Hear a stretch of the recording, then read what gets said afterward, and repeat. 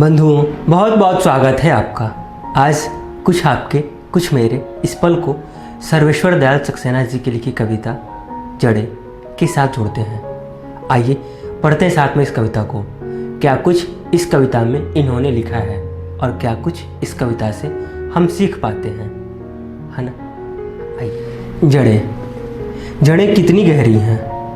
ये साधारणतः ये कहे तो इसमें जिक्र सिर्फ पेड़ का है, सामने से देखे तो, और अगर ध्यान से देखें तो बहुत कुछ मिलेगा इसमें आपके और हमारे जीवन से भी।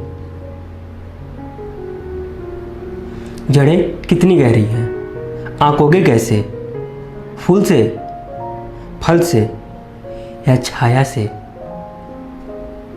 जड़ें कितनी गहरी हैं, आंकोगे कैसे, फूल से, फल से या छाया से।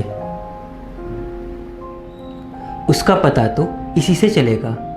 इस प्रश्न का उत्तर उसका पता तो इसी से चलेगा। आकाश की कितनी ऊंचाई हमने नापी है, आकाश की कितनी ऊंचाई हमने नापी है। धरती पर कितनी दूर तक बाहें पसारी है। सच है ना। उसका पता तो नहीं, शुरू से पढ़ता हूं। जड़ें कितनी गहरी हैं, आंकोगे कैसे। जड़ें कितनी गहरी हैं, आंकोगे कैसे, फूल से, फल से या छाया से। उसका पता तो इसी से चलेगा।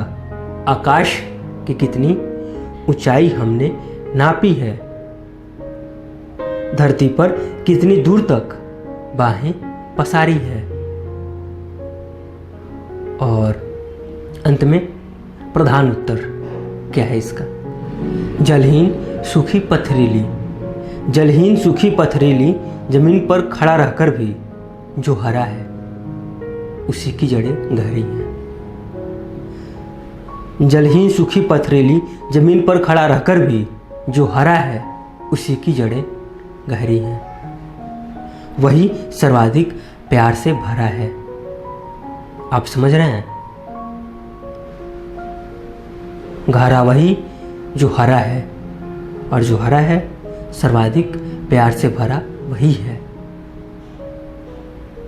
अब इसे या तो आप सिर्फ एक पेड़ के तौर पे समझें या आप इसमें खुद को भी शामिल कर सकते हैं बिल्कुल ही आसानी से।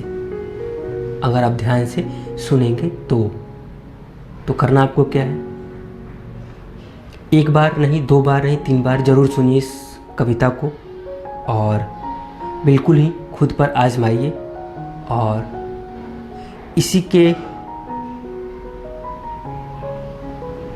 पर काम करिए। खुद को इसी पर उतारिए।